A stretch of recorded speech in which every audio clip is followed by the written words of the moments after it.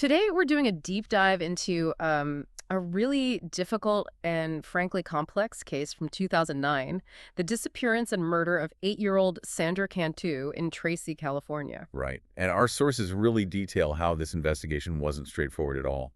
It hinged on some really bizarre contradictions and coincidences. Exactly. And the person eventually convicted, well, she was completely unexpected based on the initial profiling. That's really the core of what we want to explore here, how investigators had to sort through, well, frankly, a lot of noise surveillance footage, a misspelled note, even the suspect's own reports to connect the dots. The initial FBI profile pointed one way. And the reality was something else entirely, living right there in the community. Right next door, essentially. So let's lay out the key facts first. Sandra Renee Cantu, she was 8 years old. She disappeared on March 27th, 2009. And tragically, her body was found 10 days later. The person convicted was Melissa Huckabee, who was 28 at the time. And critically, she lived in the same mobile home park, Orchard Estates. That detail, that proximity, it really hangs over the whole case, doesn't it? It absolutely does. It creates this sort of inherent blind spot. You naturally think stranger abduction when a child vanishes from what seems like a safe place. Okay, so let's walk through that initial timeline. Sandra lived there at Orchard Estates, Friday, March 27th. What do the sources say happened that afternoon? Well, she gets home around 4:00 p.m. She'd been playing at a friend's house. Okay. Then she apparently left again, told her mom she was going to play at another friend's house. Standard kid stuff. That she didn't come back. No. When she wasn't home for dinner, the alarm was raised pretty fast. The police report, the missing person report, was filed at 7:43 p.m. that same evening. And the response was immediate? Oh, yeah. Very typical in these cases, thankfully. The community mobilized, police deployed search teams. I read it was quite extensive. Police dogs, horses, ATVs. And even a helicopter from the California Highway Patrol. They pulled out all the stops. The FBI came in quickly, too. Right away, yeah, to assist local police. And a reward was offered. I think it was $22,000. That's right, $22,000 for any information. They were looking hard. Definitely. They reviewed surveillance footage from near the home. You can see Sandra crossing the street, but then she goes out of frame. Any early leads pointing anywhere specific? There was one mention of a local man who'd reportedly interacted inappropriately with Sandra like 2 years earlier. He was interviewed. But cleared. Yeah, he was cleared. So, initially, all the energy was focused on finding an outsider, someone who'd come into the park. That focus, that assumption of an external threat, it just completely fell apart 10 days later, April 6th. That's when the discovery was made. And the location is so crucial. Tell us about that. Where and how was she found? Okay, so routine maintenance was being done on an irrigation pond in San Joaquin County. Not far from the mobile home park, actually. And during the draining? They found a suitcase, a large suitcase. And inside was Sandra's body. Oh, awful. So the suitcase itself immediately becomes, well, everything. Absolutely. The central piece of physical evidence. Let's move to the forensic findings then. They must have started painting a picture pretty quickly. What did the autopsy reveal? The cause of death was confirmed as homicidal asphyxiation. Yeah. And there was a piece of cloth, bloodstained, tied like a noose around her head. Horrific. Were there other injuries noted? Yes.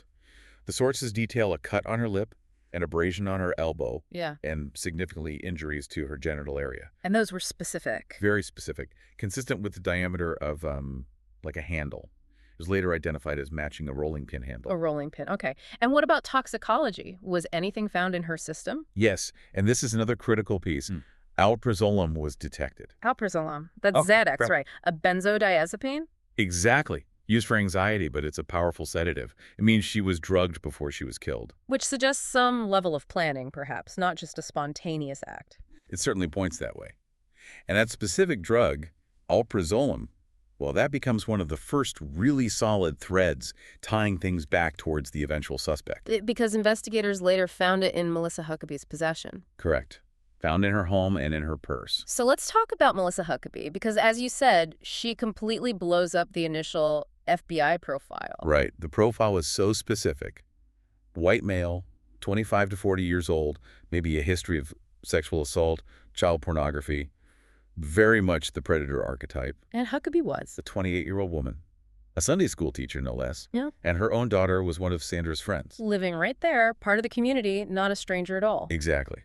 It forced investigators to pivot completely, to look inside the community, not outside. And the sources mentioned Huckabee had some history mental health issues? Yeah, there were reports of diagnosed conditions, including borderline personality disorder, bipolar disorder, and even schizophrenia. It adds another layer of complexity to her actions. Which were, well, bizarre seems like an understatement.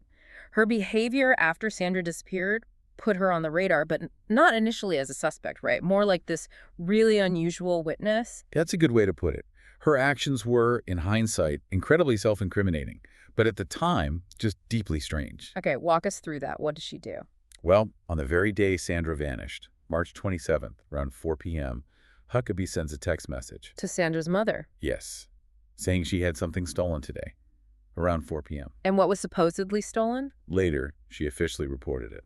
An Eddie Bauer suitcase. Wait, a suitcase? Reported stolen at almost the exact time Sandra disappeared? Precisely. But it gets weirder. How so? The very next day, there's a community vigil for Sandra.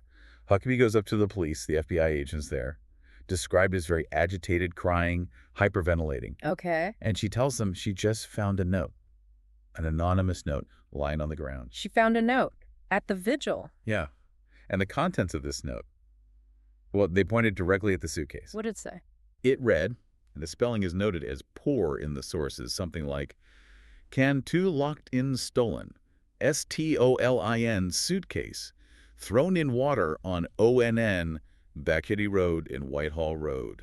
Witness. Wow. Okay, so she reports a suitcase stolen. Then she finds a note describing Sandra hidden in a stolen suitcase at a specific location. The exact location where the body was eventually found, yes. Yeah. Backetty Road and Whitehall Road. From an investigator's perspective, that's not just a coincidence. That's a massive red flag. Oh, absolutely. The sources say investigators immediately keyed in on this unusual fact, as they put it. The woman reporting the stolen suitcase is the same woman who finds the note detailing the crime involving that exact item. It just sounds like she's trying to insert herself into the investigation, but doing it incredibly clumsily. Or perhaps trying to steer it, thinking she's being clever. Either way, it put intense focus squarely on her. It was like she'd manufactured this narrative, and the police basically started using her own story against her. So they started digging into her movements, trying to match this bizarre story with actual evidence. Exactly. They went back to timelines, surveillance, looking for corroboration or contradiction. And did they find it? They did. A huge break came from a retired U.S. Marine and his wife. They saw Huckabee on TV, realized they had seen her before. Where? At the irrigation pond. The Bachetti Road and Whitehall location mentioned in the note.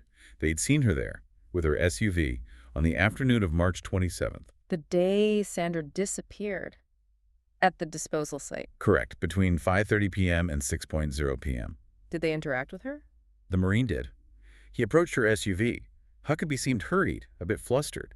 She apparently told him something like, I just had to pee real quick. A pretty thin excuse for being out at an irrigation pond, trying to downplay why she was there. It certainly seemed that way in retrospect. She was likely there disposing of the suitcase right around that time. So now they have her placing herself at the scene mentioned in the note she supposedly found. How did this line up with the surveillance footage back at the mobile home park? It fit perfectly, almost chillingly. The footage showed Sandra walking towards Huckabee's home at 3:54 p.m. on March 27th. Okay, just before 4 p.m. Then, just 8 minutes later, Huckabee's SUV is seen on camera driving away from her residence, heading the opposite direction from where Sandra was last seen walking. 8 minutes. Yeah. That's an incredibly tight window. It strongly suggests the entire interaction, the assault, the sedation, the killing, happened very, very quickly inside Huckabee's residence during those 8 minutes. Which also lines up with her text to Sandra's mom about the stolen suitcase right around 4 p.m. Exactly. The timeline was converging, and then came the physical evidence to lock it all down. The rolling pin. Yes, when the FBI searched the church where Huckabee taught Sunday school, they found a rolling pin in the kitchen. Authorities noted it had what looked like a bloody smudge on it, and the handle was bent. Testing confirmed Sandra Cantu's DNA was on that rolling pin. Directly matching the autopsy findings about those specific injuries. Precisely. It physically linked Huckabee to the specific trauma inflicted on Sandra. And we circle back to the drug, the alprazolam. Which, as we mentioned, was found both in Sandra's system during the autopsy and also located in Huckabee's home and her purse during searches. So you have the timeline, the bizarre self-reporting, the eyewitness at the pond, the DNA on the weapon, the drug link.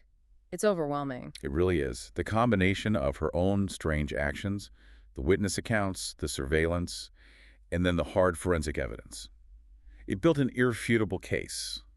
The threat wasn't external, it was right there. Using her daughter's friendship as a potential lure, it's deeply disturbing. And that psychological element, her attempt to somehow control the narrative after the crime, that's what ultimately exposed her. Things moved quickly after the body was found then, arrested soon after. Yes, Melissa Huckabee was arrested on April 10, 2009, just 4 days after Sandra's body was discovered. And the legal outcome? She eventually took a plea deal in 2010, pleaded guilty to first-degree murder and kidnapping. To avoid the death penalty. That was the agreement, yes.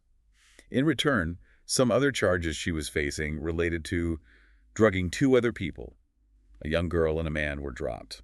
And the sentence? Life imprisonment without the possibility of parole. Did she ever offer any explanation? Any remorse? Her statement at sentencing was, well, quite chilling in its lack of insight. She just said, "I still can't understand why I did what I did." No answers there. Did the prosecution offer a motive? The prosecutor publicly speculated, based on her behavior, the note, the attention-seeking actions, that the primary motive might simply have been a desperate need for attention. Wow. All of that for attention. It's hard to fathom. It truly is. But amidst all this darkness, it's really important, I think, to talk about Sandra's legacy in the community. Yes, absolutely. The sources mentioned she's remembered as Tracy's angel. That's right. The community really rallied to create something positive from this tragedy. Her elementary school has several memorials, right? There's the Sandra Cantu playground, a place called Sandra's Cottage, and something called the Sandra Cantu Buddy Benches. Buddy benches. What's the idea behind those? It's lovely, actually. They're meant to foster inclusion. If a child feels lonely or left out at recess, they can sit on the bench, and it signals to other kids to invite them to play. A direct counter to isolation and loneliness. That's a wonderful tribute, focused on kindness. And it goes beyond the school, too. In 2011, the city started an annual event called Tracy Celebrates Children. What does that involve? It's basically a free, citywide day of play and activities for kids and families. It's specifically designed to honor Sandra's memory by celebrating childhood joy and community connection. So, pulling it all together, what's the main takeaway from this deep dive for you? It feels like it's really about the investigation itself. I think so. It highlights how critical it is for investigators to spot inconsistencies, especially in narratives provided by people close to the case, even seemingly helpful witnesses. Here, the suspect essentially handed them clues wrapped in deception. The stolen suitcase, the note. Exactly. They had to unravel her fabricated story and then use the hard evidence, the DNA, the toxicology, the surveillance, to prove that her own self-reported details were, in fact, a confession hidden in plain sight. The danger was right there, masked by familiarity. And for you, the listener, I think this case really underscores something important about evaluating information generally. When a story, any story, seems just a little too neat or has too many bizarre, self-serving coincidences. Like the person reporting the missing item also finding the clue about where it is. Right. That's often where the truth starts to unravel. Critical thinking means asking, does this narrative make sense? Who benefits from this version of events? Sometimes the most convoluted stories are hiding the simplest, darkest truths. And finally, that lingering question of motive. We have the documented mental health issues on one side and the prosecutor's theory of attention-seeking on the other. It leaves you wondering, doesn't it? So what's going on psychologically when someone not only commits such a terrible act, but then tries to insert themselves into, even direct, the investigation afterward?